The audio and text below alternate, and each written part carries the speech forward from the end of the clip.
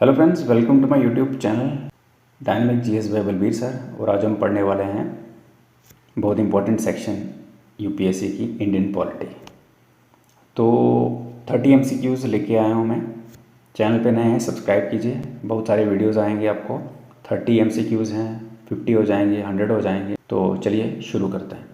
तो पहला क्वेश्चन जो है हमारा यहाँ पे, फादर ऑफ इंडियन कॉन्स्टिट्यूशन किसको बोला जाता है? तो सभी को पता है, बी आर अम्बेडकर को। अगला क्वेश्चन है, कॉन्स्टिट्यूशन ऑफ इंडिया जो है, भारत का जो संविधान है, ये कब फोर्स में आया, यानी कि इसको लागू कब किया गया? तो देखिए 26 जनवरी 1950 को। ठीक है। नेक्स्ट क्वेश्चन है, आपको बताना है कि कितने शेड्यूल्स हैं हमारे इंडियन कॉन्स्टिट्यूशन में आफ्टर फर्स्ट अमेंडमेंट। तो यहाँ पे ऑप्शन जो दिए हैं उसमें से सही ऑप्शन है 12। कौन सा पार्ट जो है इंडियन कॉन्स्टिट्यूशन का वो डील करता है फंडामेंटल राइट्स के साथ? तो देखिए वो है पार्ट 3। जो कंसेप्ट है, क्वेश्चन नंबर 5 में आपको बताऊं, जो कंसेप्ट है directive principles of state policy का, कौन सी कंट्री से लिया गया है? क्योंकि आपको पता है Indian constitution is a borrowed. तो ये बारोड बैग है कॉन्स्टिट्यूशन का। तो अब यहाँ पे कौन सी कंट्री है जिससे हमने डायरेक्टिव प्रिंसिपल लिए हैं? तो सीधी सी बात है, यूएसए से हमने फंडामेंटल राइट्स लिए थे। यूके से क्या लिया था? यूके से हमने पार्लियामेंट्री सुपरमेसी ली थी। और फ्रांस से क्या लिया था? कमेंट बॉक्स में बताइए। आयरलैंड जो है उससे हमने डायरेक्टिव प्रिंसिपल्स लिए हैं। उसके बाद प्रेसिडेंट ऑफ इंडिया जो है, इसको कौन इलेक्ट करता है? यानी कि प्रेसिडेंट ऑफ इंडिया को कौन इलेक्ट करता है? डायरेक्टली लोग करते हैं, पार्लियामेंट डायरेक्टली करता है।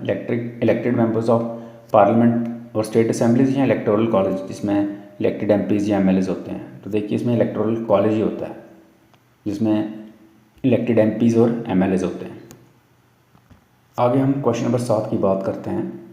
टेन्योर बताना है राज्यसभा का। तो देखिए यहाँ पर क्वेश्चन कन्फ्यूजन हो जाती है बच्चों को।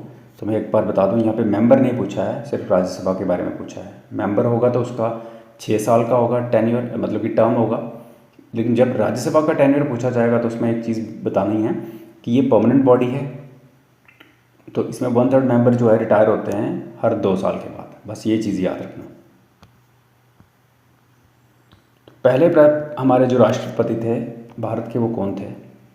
वो थे राजेंद्र प्रसाद जी। अगला क्वेश्चन है क्वेश्चन नंबर 9। फंडामेंटल ड्यूटीज़ जो हैं उनको ऐड किया गया था कॉन्स्टिट्यूशन में। तो कब किया गया था, कौन से अमेंडमेंट में किया गया था? तो ये था 42nd अमेंडमेंट 1976 का। आगे है क्वेश्चन नंबर 10। तो क्वेश्चन नंबर 10 में आपको बता दूं, कौन सा आर्टिकल है कॉन्स्टिट्यूशन का जिसने अनटचेबिलिटी को एबॉलिश किया है? तो देखिए आर्टिकल आपके 14, 15, 17 और 19 है। इसमें से आपका 17 है जिसने एबॉलिश किया है। आगे क्वेश्चन नंबर 11। इसमें बताना आपको कि कौन सा आर्टिकल है कॉन्स्टिट्यूशन का जो इमरजेंसी प्रोविजंस के साथ डील करता है। 352 से लेकर 360, 368, 280, 110। तो देखिए प्रोविजंस जो है इमरजेंसी के, वो 352 से ही स्टार्ट होते हैं और 360 पे ख़त्म होता है, जो कि फाइनेंशियल इमरजेंसी के रिलेटेड है। क्वेश्चन नंबर 12, ये आपके वाइस प्रेसिडेंट के रिगार्डिंग, जो कि अभी आपको पता होगा कि आज नए वाइस प्रेसिडेंट का जो है वो इलेक्ट हुए हैं। ठीक है। तो इनके रिगार्डिंग ये है। तो वाइस प्रेसिडेंट जो इंडिया के हैं वो क्या होते हैं? चीफ जस्टिस होते हैं इंडिया के, स्पीकर होते हैं लोकसभा के, या चेयरमैन होते हैं राज्यसभा के, या अटॉर्नी जनरल। तो सिंपल सी बात है, यहाँ पे आपको पता है चेयरमैन होते हैं राज्यसभा के। Question number 13, chief election commissioner of India को कौन अपॉइंट करता है? तो सबसे बड़ा कौन है? First citizen of India, that is president of India.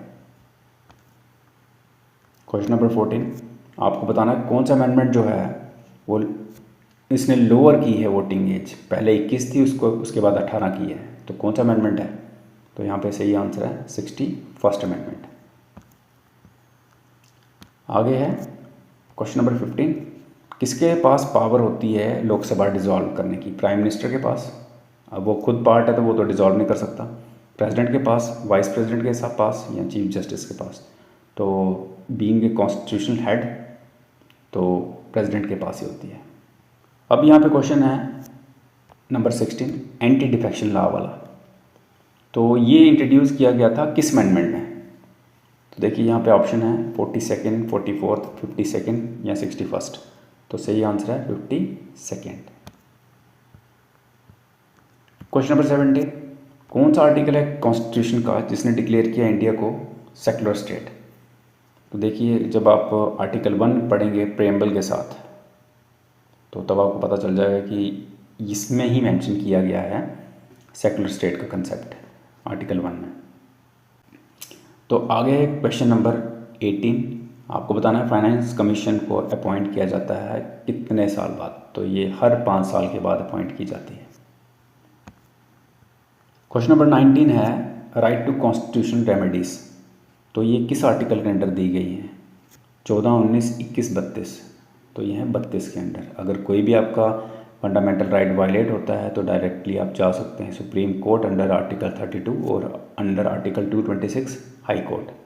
अब आगे क्वेश्चन नंबर 20, कौन रिमूव करता है जजेस सुप्रीम कोर्ट के? President, prime minister, parliament by impeachment या चीफ जस्टिस ऑफ इंडिया? तो यहाँ पे आंसर है पार्लियामेंट बाय इम्पीचमेंट।